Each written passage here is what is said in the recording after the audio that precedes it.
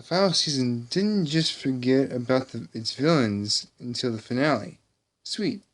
Even sweeter is having those villains get the whole episode dedicated to them instead of the series of end of episode singers.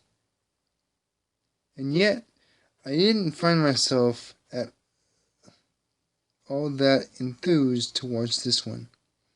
I guess I figured I'd just be watching Rogar's villains screw around, and that didn't seem all that interesting to me. Thankfully, this episode offered more than that, and thank Luna it did, because I thoroughly enjoyed the ride I got taken on. So let me take you on the same ride as I try to explain why this episode owns. So we begin in Grogor's secret lair, where despite Sombra's failure as an example, the whole thing of the villains haven't really come together to cooperate on anything, which means they really can't get along. Considering it's Kujigo, Chrysalis, and Tirek. That doesn't really have a good combination, does it? Anyways, not even Gogor himself, despite his failure that the past villains he recruited work together, he currently wants them all to sit down and shut up so he can work. As if the goat actually thinks these egos will give a crap about any orders he gives. He's just as bad as his hired help. Yeah, taking a look at the reunion of villains doesn't give much hope for any sort of teamwork. We have a magic goat who yells at the others to work together while assuming they'll work under him. Practice what you preach, dude. A centaur who's as arrogant as Sombra's despite being brought low in the past. A pony who seems like a team player on the surface, but insists on being one of the one in control just as much as the rest of them. And a fallen queen, so her company that she'd rather talk to a log, keeping in mind that she lost her colony over, 3 seasons ago. Grogor has enough of his own hired help, leaving to do what he's trying to do in peace, while yelling at the other 3 villains to make up and work together for once. Again, you really suck at this, don't you, Grogor? I mean, for starters, yelling at them all the time doesn't really seem to be working. So maybe, just maybe, try some other way to get them to cooperate. Unless, wait, did you really expect the other villains to work out their differences for you? Because you have no more idea. You have no more idea of how this stuff works than they do. Yeah, let's just say I'm no longer surprised this episode ends how it does. We'll get to that. Though, in the meantime, even I can imagine cooperating with someone who tries to drain me any chance he gets. Anyways, Koji calls a meeting to try to resolve those differences, but it initially doesn't accomplish anything more than having all 3 egos clash and try to wind their way to dominance again. Yes, even Cozy, still, she may be just egotistical as the rest of them, but the little filly is the only one who sees that they do actually need to work together. While Chrissy and Tirek are so full of themselves, to be honest. They plan to blow Grogar out off at, on that part. But so Cozy attempts to sell teamwork to her comrades with the episode's music number "Better Way to Be Bad," which I will play at the end of this song in this video. This song is excellent. The melody is awesome, and unlike some other Emma songs I otherwise Road to Friendship, it doesn't break cadence for, I don't know, some sort of humor value, but that does nothing but infiltrate me. Because, in fact, the only major change in the melody increase in tempo towards the end. Makes perfect sense musically, and especially in terms of where the song goes, in terms of how it convoys the plot. Oh, and for a specific point in the song, how about this point when Cozy is talking about laughing as they all scream? Well, I was very much like as the song, describing what kind is of different, which is fine. But, you know, the villains do plenty for me to cover while they sing. The musical montage is showing yet again how the three villains' egos clash through, though in this case it shows how they're seemingly incompatible, and even when they try to cooperate, the first third or so, of the song goes over what we know about these three villains, with T-Rex and Chrissy openly rejecting teamwork, only to jab each other with their own failures. From there, they try Cozy's radical plan of, actually working together, only to sabotage each other in trust experiences and have whoever's the victim of that moment blame their pain on Cozy. After a while, though, T-Rex and Chrissy do warm up to the concept of teamwork, only for the tempo to speed up as their egos come back into the picture and they fight over who gets to be the leader. So close, guys. So close. And that's the state that Grogar finds them in when he comes back. We know that the trio at least made some progress, if very little. But Supergo is enraged when he seemingly finds them back at square one. Yet more evidence that, for all his talk of an otherwise great plan of taking the main six with his own team, he's been talking out his plan this entire time. To be fair, though, the trio only made a smidge of progress on that whole teamwork thing. They might be a bit more open to the idea now, but they're still doubting their own superiority. This is one time where Grogar actually makes the right move and changing their minds by not only yelling at them some more, but laying them low in a single move to show them all just how superior, quote-unquote, they truly are.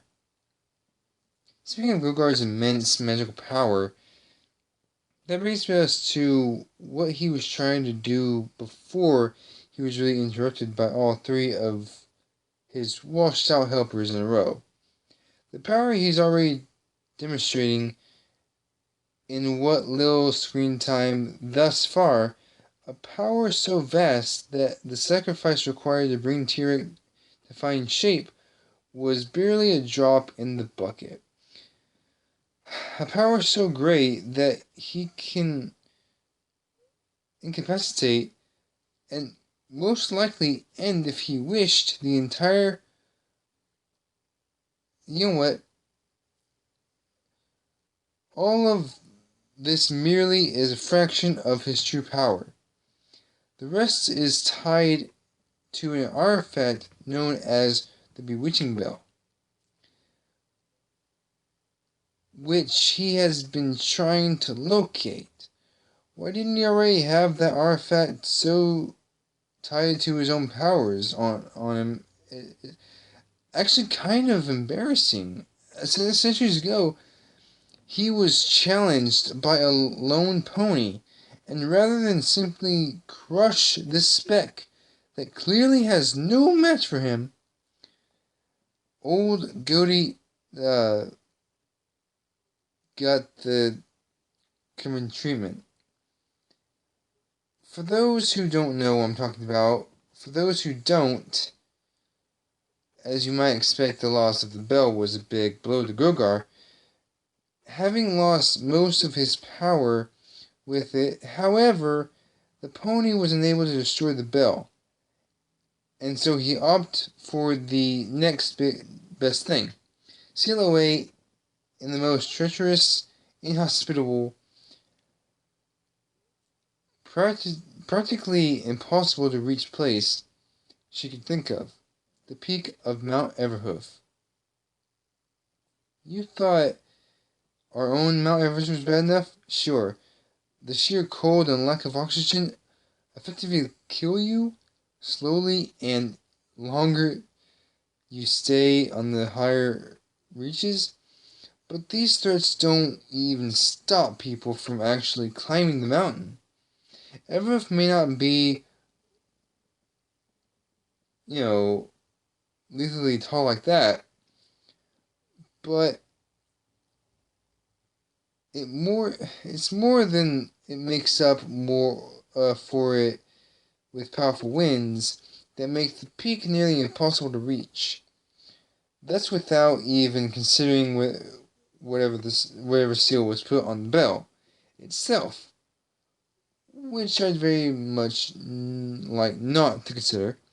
Sure, you can find sealed away artifacts like that in any fantasy world, but I've been playing Baton Kratos recently, and the sealed stuff in that has me thinking of pieces of, well, other gods.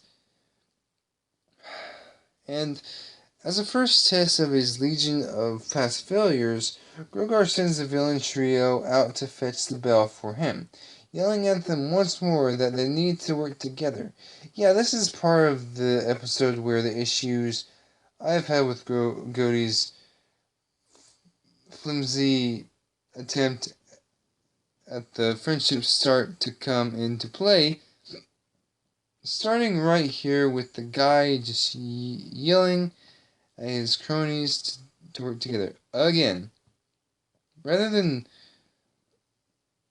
work with them himself to contribute at all to the mission, not to mention the target for the mission, is something meant to boost his own power into unfathomable territory, making it pretty clear that he was talking his about teamwork, when the goal is to make him too powerful for the ponies to take out. Nor is he the only one at fault here, as I noted during the song number. The second the evil trio arrive at the forest near Mount Everhoof, not even at the mountain itself, Chrissy and Tyrek blow off Grogar, and Cozy for that matter, entirely, and split off and try to get the bell themselves. Cozy, meanwhile, thinks that they'll be sorry once she gets the bell herself, just to spite them for ditching her. Yeah, that was never gonna happen. Cozy, you get your power from using your innocence to manipulate others. And while you luck out and find a single pony on that mountain, even this one guy out in the middle of nowhere has read Twice teaching, you have no one to use. Chrysalis, meanwhile, has a much better time climbing the mountain.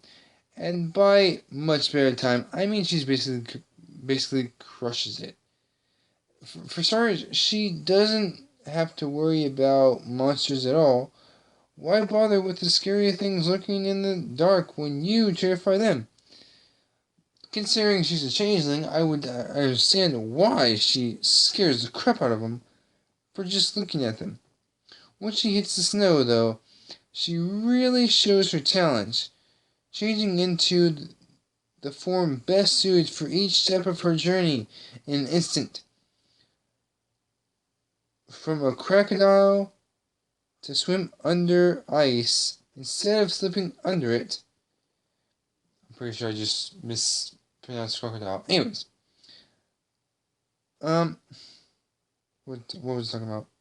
Oh yeah. Okay, so from a crocodile to swim under the ice instead of slipping over it. I said that already. Yeah, okay. To a goat to better climb the mountain. Better the rider's learning. Well, guess the rider's learning that the ponies walked up cliffs in Dragonshy was impossible. Trying to cross a huge gap as rock. ROC, not a rock. If you don't know, that means I have no idea. It's moments like these that demonstrate the true power of the changelings.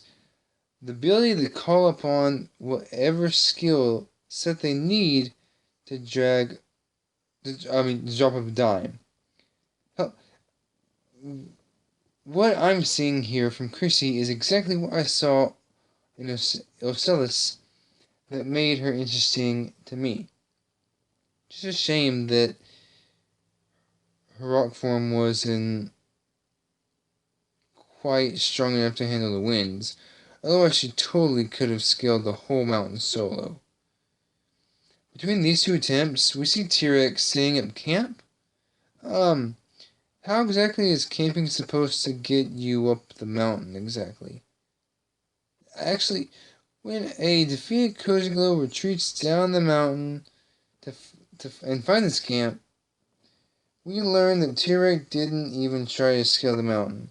He realized pretty early on that there was no way in. How do I say this? No way in Celestia's grace any of the trio were going to reach the summit. I had to think about what I was going to say there. But on their own, absolutely not. So he decided to wait for his partners to fail, then find them on roadblocks, forcing them back so he can go in prepared. Ah, so you went for the "can I copy your homework" approach. T-Rex, you're a moron. Not nearly as much as Cozy, but who clearly relies far too much on her false innocence to give up an facade even around those who don't know the real her, or alternatively, she's constantly lying to herself about her true nature. Sounds like some pony else I know. As before, these two egos start clashing and bickering over every little thing they despite about each other. A quarrel like that is sure to draw attention from halfway across Equestria. And as they saw earlier with Chrysalis, the forest they're in is the last place where you want to draw attention to yourself. And honestly, we may have only seen the forest less friendly creatures with sinister eyes in the shadows earlier. Now Cozy and Tyrek are directly attacked by a monster, a bull serpent hybrid called Ophiotaurus. Ophiotaurus. That was not easy to pronounce. I'm not sure why that showed up on Wikipedia, but okay. Or they would be attacked if not for the second bull snake arriving at the same time and preferring to hook up with the first one over attacking the villains, giving who missing. I think you know exactly where this is going. Of course, Chrissy doesn't care enough about her cohorts to save them for no reason. Rather, after getting swept aside in rock form, she learned that the hard way what Tyrek realized early on. As much as she hates the other villains, she needs them for this mission. An unfortunate fact made hilarious by Cozy Glow emphasizes it in a very SpongeBob kind of way. Still, it's getting late. Just because the three know that they absolutely need to work together doesn't mean they're actually ready to, or that they have any sort of plan. Instead, they decide to stay the night at Tyrek's camp, with Chrissy cocooning the Ophiotaurus. I hate that name. I can't even pronounce it. For late love draining. That won't happen because they are not coming back for that thing. Still, that gets Cozy thinking about how the main six must have been in cocoons like that at one point. And from there, three finally start bonding over their past attempts to take over Equestria. Which of them accomplished in those attempts? And the agony that they must have put the main six through, Twilight especially, being the leader. I want to say it feels like a friendship-oriented oh, I can't even talk. Oriented take on the almost got him episode of the Batman animated series. But without having seen it myself, I don't know how accurate that comparison is. You guys are gonna have to check that for me. After all this time of having an angry goat yelling in their faces, it's just only motivation to bond together. And band together, actually. This was the trade needed to actually do it. The next day, the three scaled the mountain as a team, and let Chrysalis do all the work, at least until she has to throw Cozy across a chasm to secure a rope for the other two to pass. Granted, I don't think having Chrissy carry most of the burden was intentional. Sure, Cozy can't actually bring much to the mountain scaling table, but Tyrek, with this strength, is efficient, effectively, Spellbook Morty, yeah, we could totally contribute, but in the time it would take him to do so, Chrissy and her OP shapeshifting already got the job done. Finally, the three make it to the summit, and after all the hardship they went to get up there, I'm not surprised that they forgot that the bell itself has a seal on it.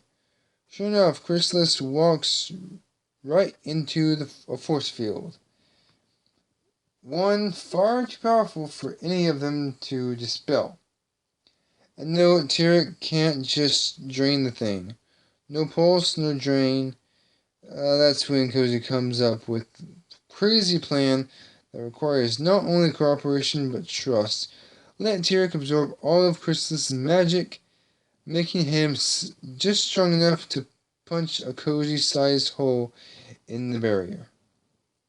This plan is not only crazy, with Chrysalis giving everything she has to Tyrek and just trusting that he'll give it back, but it also turns out to be risky. That whole Tyrek pinched in the field isn't permanent. He has to hold it open, which is quite strenuous to do.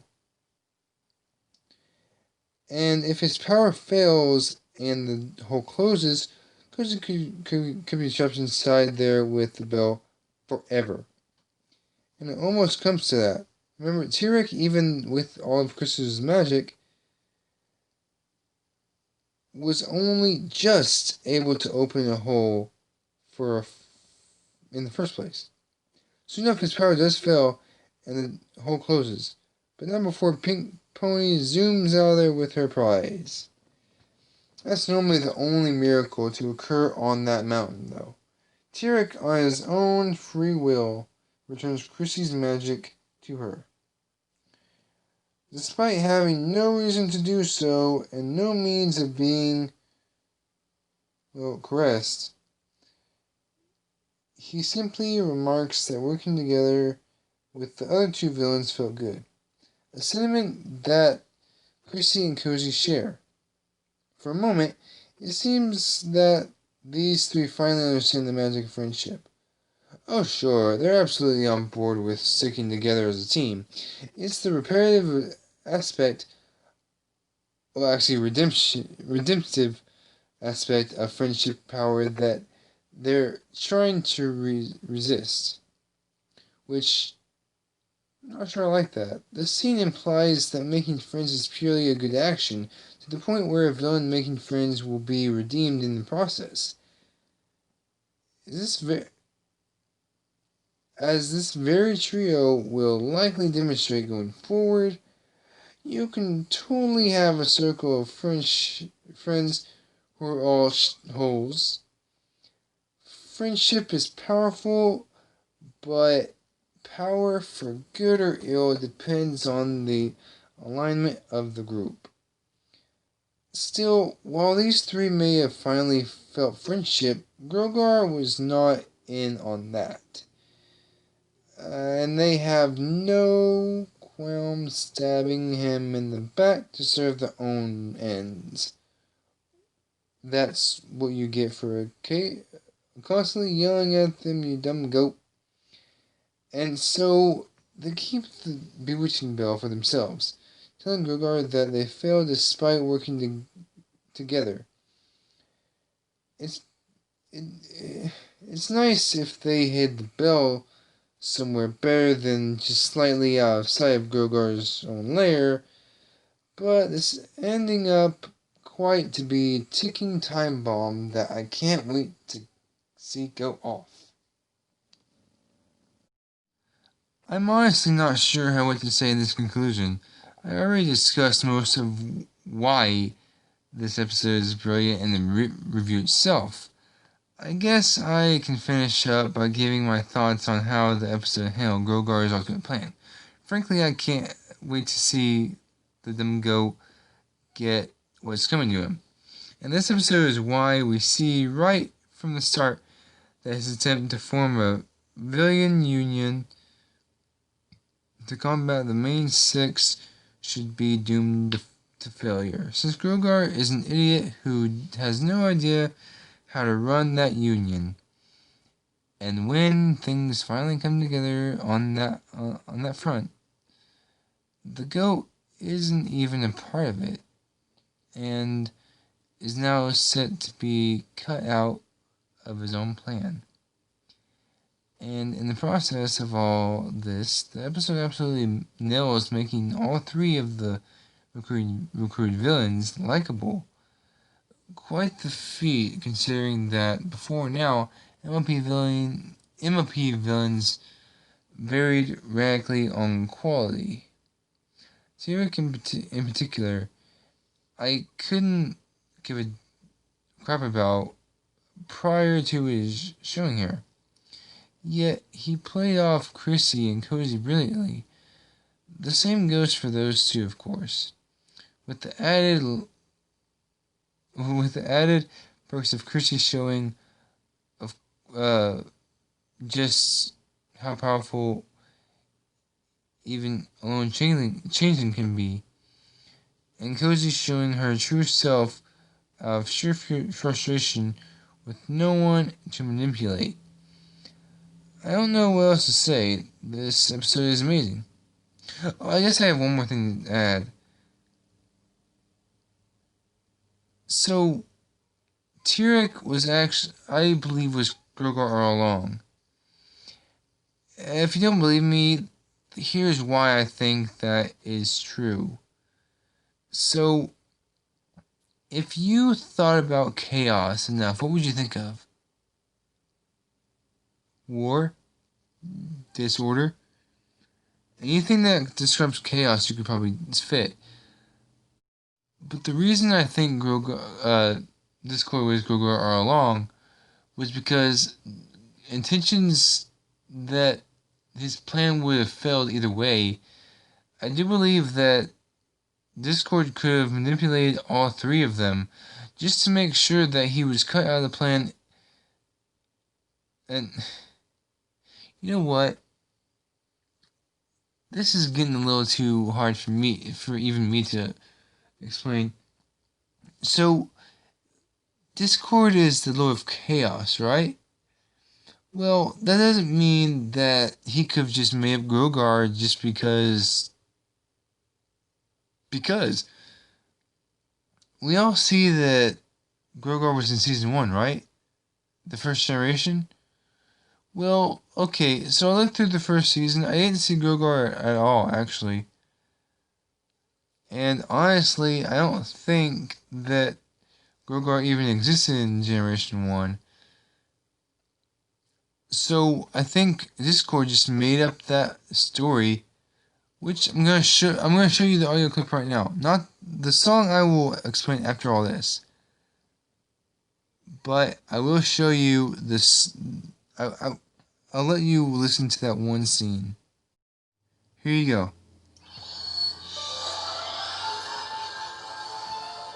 Thousands of moons ago, the self-righteous Gusty the Great, unable to best me face to face, stole my bewitching bell. Talisman containing much of my own magic. The bell cannot be destroyed. So Gusty hid it in a place it has taken me millennia to discover.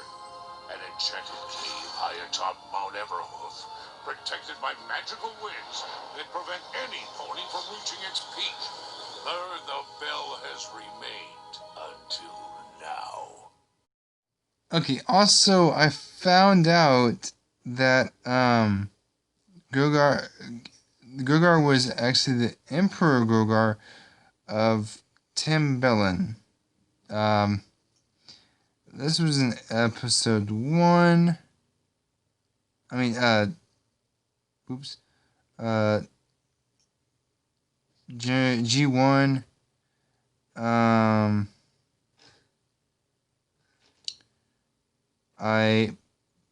Tyrek was also in G1. I don't think Chrissy was in season 1, Generation 1 though. But there are some things that Grogar said in that one scene that I was actually concerned about. He said kill him, which is his mule or whatever, his servant. So yeah.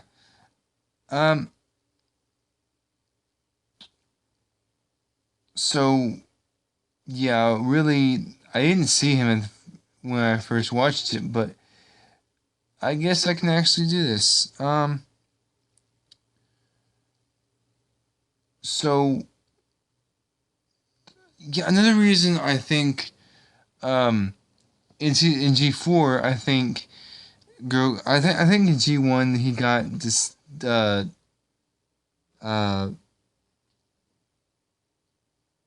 destroyed by some means. Um, I also think that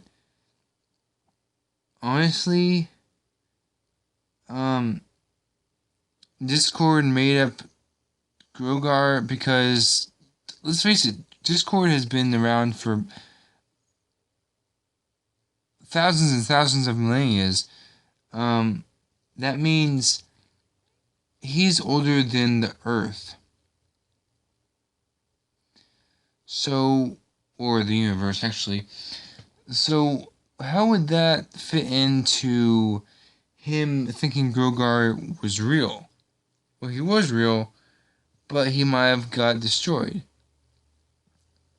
That might have been also what caused him to know the legend of Grogar. He might have known about Grogar and actually knew who he was and everything, but in that kind of, I don't know, dialogue, that might have been a different way to approach the tale of Grogar and his backstory. Back in G1, the mere mention of his name among ponies would send them into a panic and have them go to what's it called? Um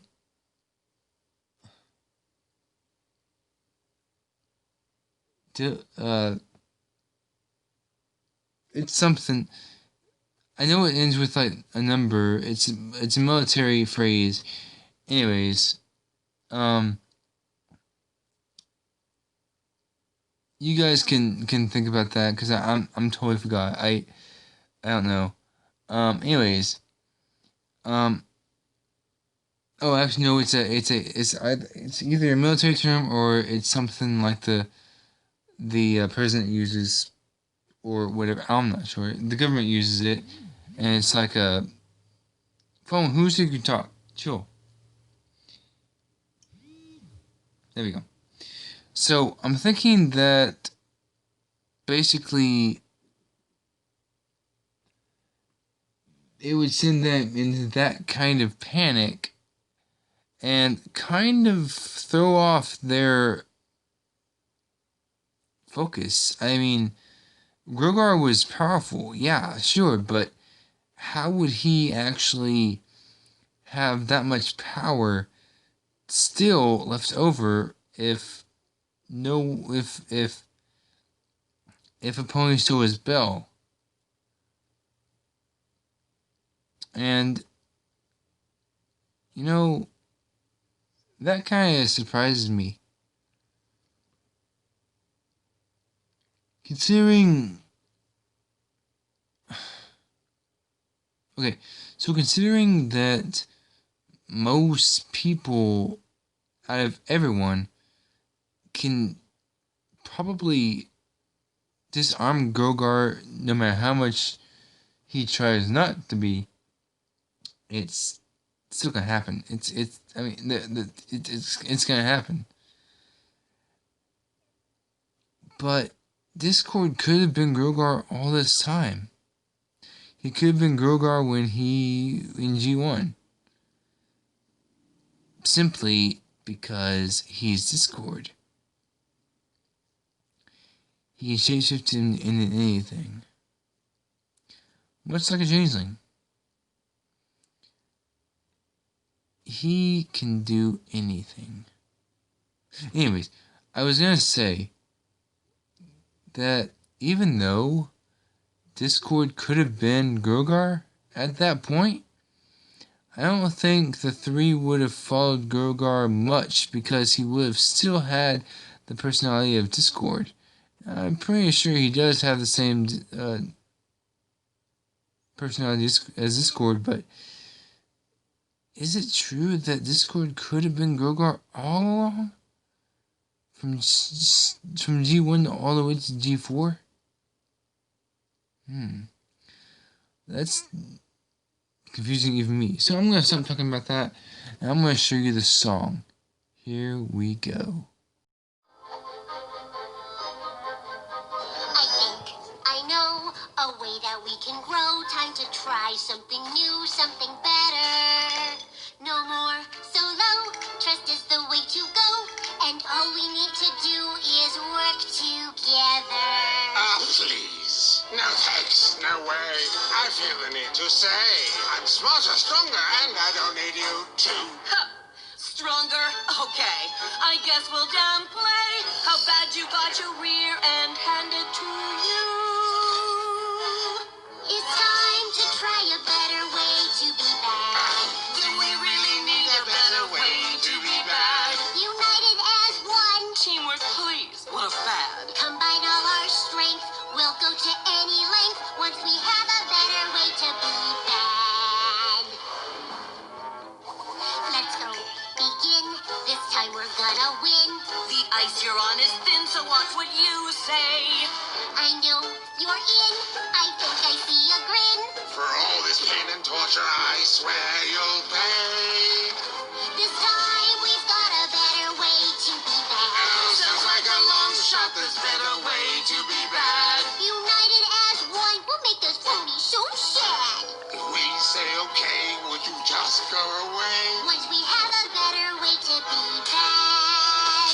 We want to break their friendship. We want to make them weak. You want revenge on Starlight.